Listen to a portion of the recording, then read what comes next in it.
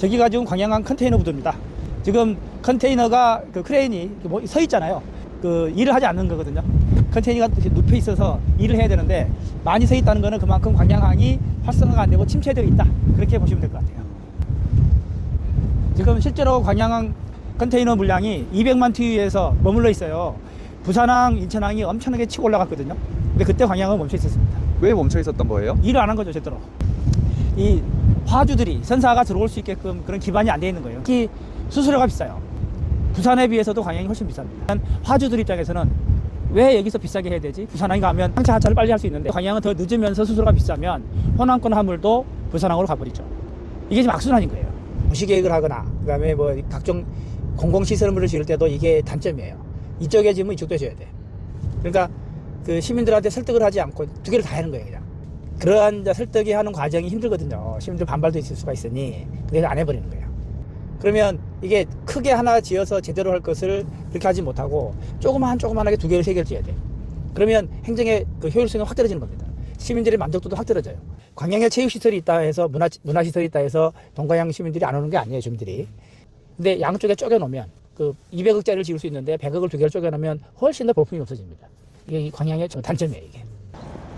특보님 이거는 무슨 말이에요? 이제 중금대교, 중마동과 금호동을 연결하는 이제 대교를 만들겠다고 하는 건데요. 4차선 도로가 되면 이 출퇴근 시간에 교통량을 분산하겠다고 해서 지금 한 건데, 현재는 금호대교와 고략대교를 통해서 포스코 안으로 사람들이 들어옵니다. 근데 이것을 하나를 다리를 더 놓겠다는 건데, 하필이면 여기가 주택단지예요. 주민들이 여기 살아야 되는 공간이기도 하고, 특히 어린이나 우리 이 청소년들이 통학을 하는 도로거든요. 그래서 그러한 그 교통의 문제도 있고, 안전의 문제도 있고, 주거의 편적성을 해치는 문제가 있죠. 중금대교를 설치하지 말자라는 거예요. 여기는 안 된다.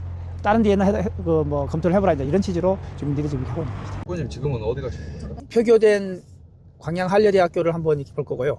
저기 보시면 막 유리창이 깨져가지고 공포 영화를 여기서 찍었다고 합니다. 여기가 이제 복원됩니다. 지금 이제 현재는 아직까지 이제 살아있는 학교죠.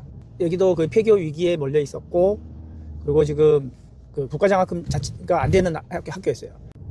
학교가 굉장히 아담하네요. 아담하죠. 그러면서도 저런 식으로 지금 건물도 제대로 안 거쳐져 있고.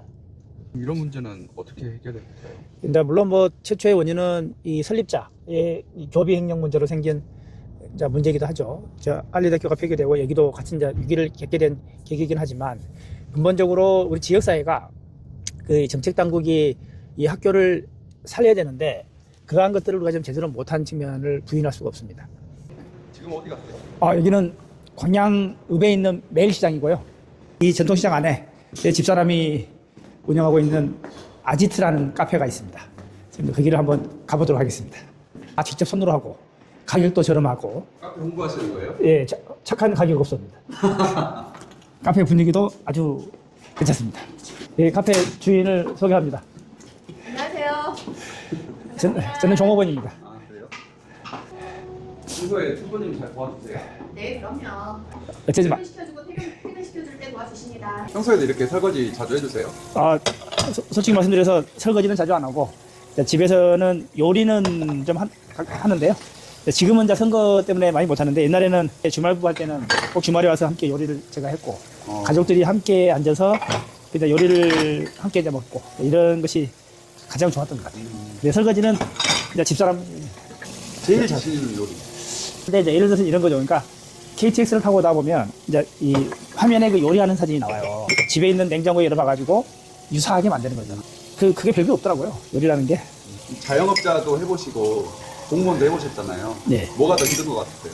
자영업자가 훨씬 힘듭니다. 왜냐하면 공무원은 뭐 문서 만들고 이런 거는 자신이 있는데, 특히 이제 공무원들 같은 경우는 급여가 나오잖아요, 안정적으로. 근데 자영업은 급여가 안 나오면 살기 힘든 거잖아요. 그런 측면에 여러 가지 보고, 그다음에 노동이 제가 볼 때는 자영업이 훨씬 많은 것 같아요. 자영업이 좀 더 힘든 직업이지 않을까.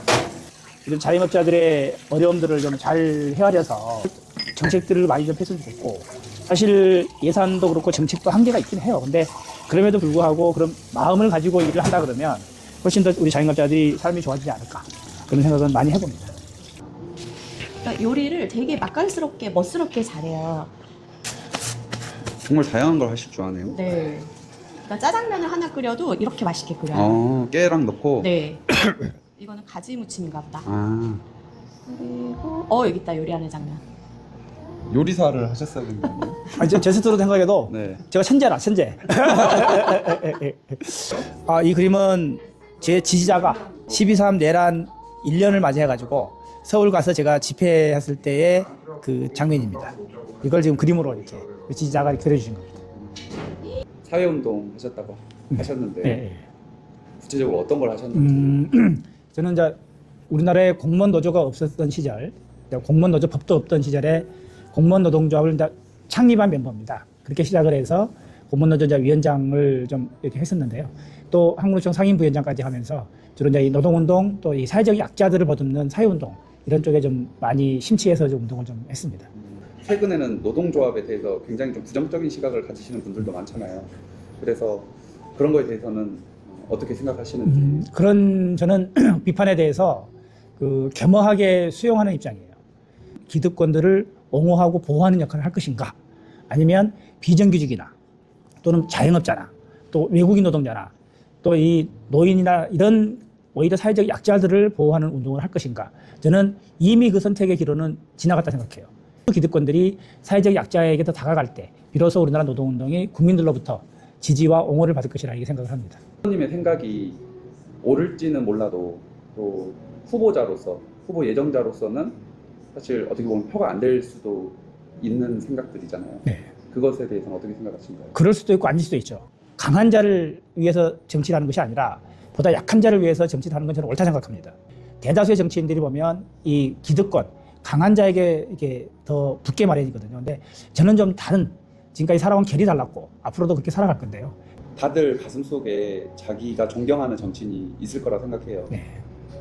지금까지 사시면서 가장 존경하는 정치인은 누구셨어요? 저는 개인적으로는 가장 존경하는 정치인은 김대중, 그다음에 노무현, 지금은 이제 이재명 이렇게 지금 이렇게 옮겨가고 있는데, 근데 여전히 저는 김대중을 가장 존경합니다. 왜냐하면 그분의 삶 자체가 어느 누구도 겪어보지 못한 죽음의 위기를 여러 번을 거치면서 거기서 스스로 체득한 철학과 신념이 있습니다. 그분은 민주주의와 인권을 위해서 사셨고, 또 한반도 평화를 위해서 하셨고, 또 이 나라의 경제가 어려울 때 IMF의 국난 속에서도 그 국난을 극복하면서 또한 IT를 만들었고 문화를 만들었습니다. 또 여성 인권에 대해서도 굉장한 노력들을 많이 했고 업적을 많이 쌓았죠. 저는 그래서 김대중 대통령을 가장 존경하는 정치인이고. 그러면 그 전에 국회의원에 사실 도전을 하셨잖아요. 네. 근데 왜 이번에는 시장 선거에 도전을 하시는지. 사실 국회의원과 시장은 결이 다른 직책인데 네, 전혀 다르죠. 누가 봤을 때는 저 사람이 그저 자리를 하고 싶어서 나오는 거 아닌가? 이렇게 생각할 수도 있을 것 같아요. 네. 그래서 거기에 대해서는 또 어떻게 생각하시는지. 기본적으로 저는 사회운동 출신입니다. 이 관료 출신도 아니고 교수 출신도 아니고, 제가 전국의 공무원을 만들고 노조를 만들고 그리고 위원장을 하고 정부와 국회와 얼마나 많은 교섭을 해봤겠습니까? 이 노동조합 하면서 저 나름대로 많은 업적도 남겼습니다. 실은 공무원연금 개혁 그 어렵다는 거 2번이나 사회적 합의 다 해봤고요.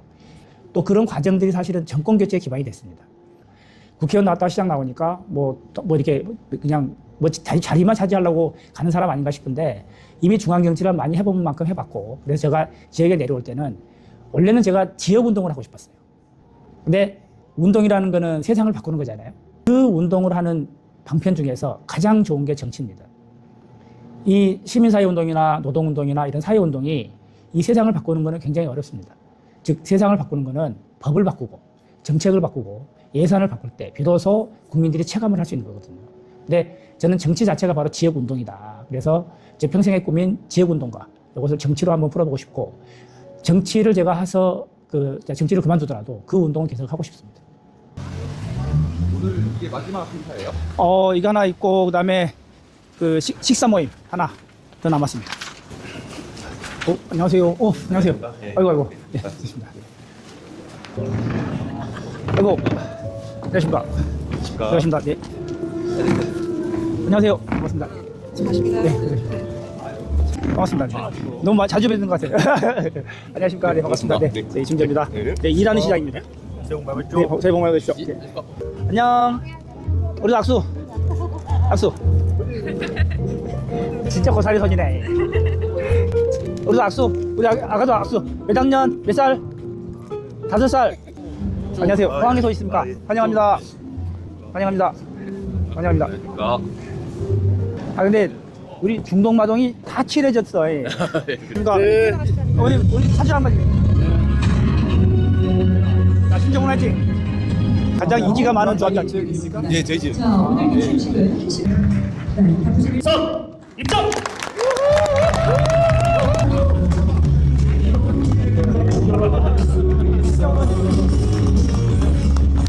2026년을 힘차게 이끌어갈 회장단으로부터 인사가 있겠습니다. 차렷 인사. 광양시 청년연합회가 올 1년이 기대됩니다. 이 광양시가 철강의 도시라고 알고 있는데 역시 셉니다. 정말 먹고 그러겠죠. 고맙습니다. 이충재 화이팅. 감사합니다. 원래 이게 이렇게 큰 행사예요? 큰 행사죠. 큰 행사인데 너무 이제 의전이 많아서 더 크게 보인 것 같아요. 이제는 어디로 가세요? 아, 이제 평화 통일을 여는 사람들, 우리 광양 모임이 있거든요. 그분들 한번 또 뵈러 가려고 합니다. 아이고, 진짜 오랜만입니다. 복 많이 받으십시오. 안녕하십니까. 네. 아이고, 안녕하십니까. 네. 앉아도 됩니까? 유튜브를 많이 봐주십시오 이제. 이충재 TV? 네. 아 맞아요? 네. 아 그거 좋아요 많이 눌러주시면 됩니다.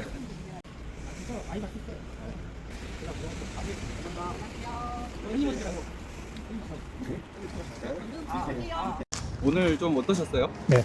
오늘 많은 시민들을 만났습니다. 근데 시민들을 만나면서 늘 솔직히 두렵습니다. 시민들의 그 많은 바람들이 있고요. 그리고 또 지역을 발전시키고자 하는 시민들의 열망이 있습니다. 제가 시장으로 출마를 하지만 과연 그 열망들, 그 바람을 과연 충족시킬 수 있을까 하는 걱정이 솔직히 많이 됩니다. 이순신 장군께서 그 위기에 나라를 구하셨듯이 철강과 항만 산업이 어렵고 지역의 소상공인과 자영업자들이 어렵습니다. 이 위기를 극복하는 그런 리더십을 꼭 만들어내겠습니다. 우리 광양의 새로운 희망, 새로운 도약, 새로운 변화를 저희 이충재가 꼭 만들어보고 싶습니다. 시민 여러분, 저 한 번만 믿어주시고 기회를 주십시오. 꼭 성과로 증명하겠습니다. 감사합니다. 광양 시민 여러분, 화이팅! 광양시 화이팅!